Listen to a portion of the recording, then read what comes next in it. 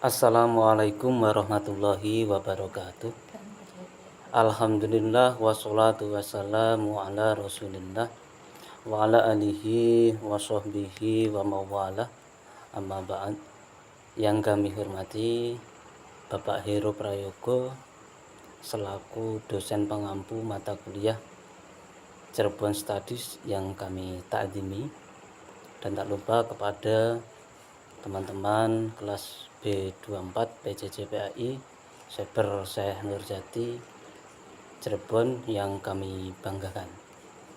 Selanjutnya kami selaku perwakilan dari kelompok 3 yang tersusun oleh Ibu Ita Purnamasari, Ibu Neng Ai Fuadah, dan saya sendiri Muhammad Mahfudin akan mempresentasikan makalah Cirebon era Syekh Syarif Hidayatullah.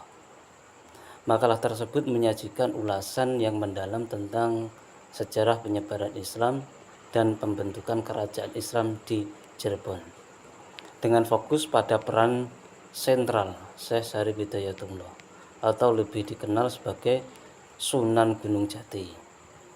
Makalah ini menggali tidak hanya aspek sejarah dan politik, tetapi juga percampuran budaya lokal dengan nilai-nilai Islam yang diusung oleh tokoh-tokoh penting pada masa itu.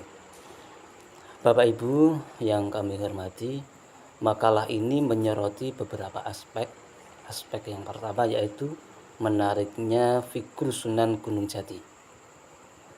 Salah satu daya tarik utama dari makalah ini adalah penyajian biografi Sunan Gunung Jati sebagai figur yang luar biasa dalam sejarah Islam di Nusantara. Lahir dari perpaduan budaya Arab dan Sunda, ia tidak hanya seorang raja dan pemimpin politik, tetapi juga ulama besar yang berhasil menyebarkan agama Islam di Cirebon melalui strategi dakwah yang cerdas dan damai. Salah satu metode menarik yang disoroti adalah penggunaan akulturasi budaya lokal seperti gamelan sekaten untuk memperkenalkan Islam kepada masyarakat setempat.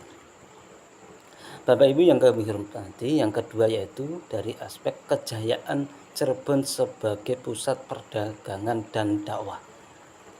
Dalam pembahasannya, makalah ini menyoroti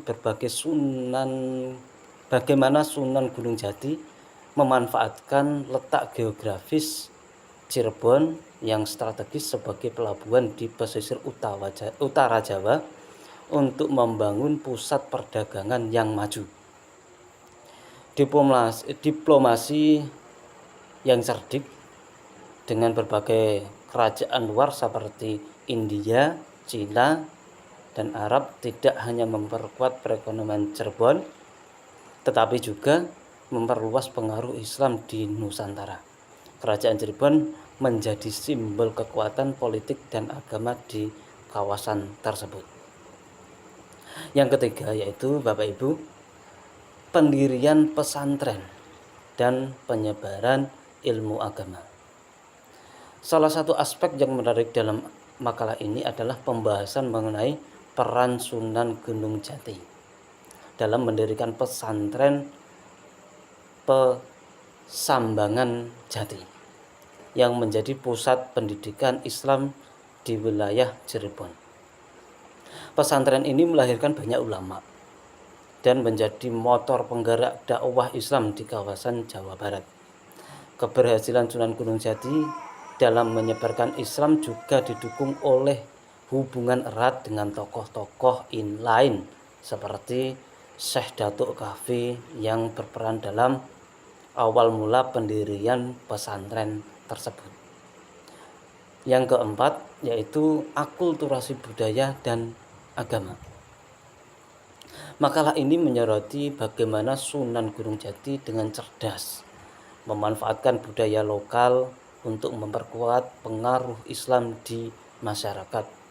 Misalnya menggunakan seni gamelan sekaten sebagai media dakwah tidak hanya berhasil menarik perhatian masyarakat, tetapi juga memperkenalkan ajaran Islam secara damai dan tanpa paksaan.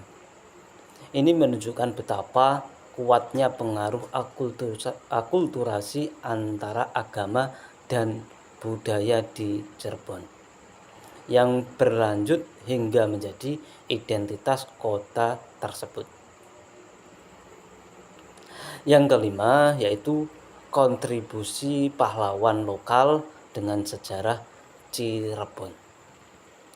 Peran tokoh-tokoh seperti Nyimas Roro Santang atau Rara Santang, Ki Bagus Rangin, dan Syekh Datuk Kafi dalam sejarah Cirebon juga menjadi sorotan penting dalam makalah ini.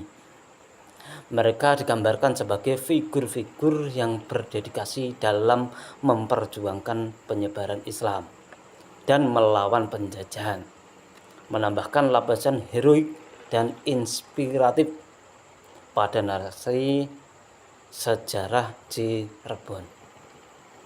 Bapak Ibu yang kami hormati, yang terakhir yaitu kesimpulan. Jadi secara keseluruhan makalah Cirebon era Syekh Syarif Hidayatullah berhasil menggambarkan era kerajaan Cirebon di bawah pemerintahan Sunan Gunung Jati dengan menyajikan sejarah yang kaya dan narasi yang mendalam. Pengaruh Islam yang dibawa Sunan Gunung Jati terus dirasakan hingga kini, dan warisan akulturasi budaya yang ditinggalkannya masih relevan dalam membentuk identitas Cirebon sebagai salah satu pusat budaya Islam di Indonesia. Bapak Ibu yang kami hormati, demikian yang dapat kami sampaikan. Kurang lebihnya mohon maaf. Wallahul muwaffiq ila aqwamit thoriq. Wassalamualaikum warahmatullahi wabarakatuh.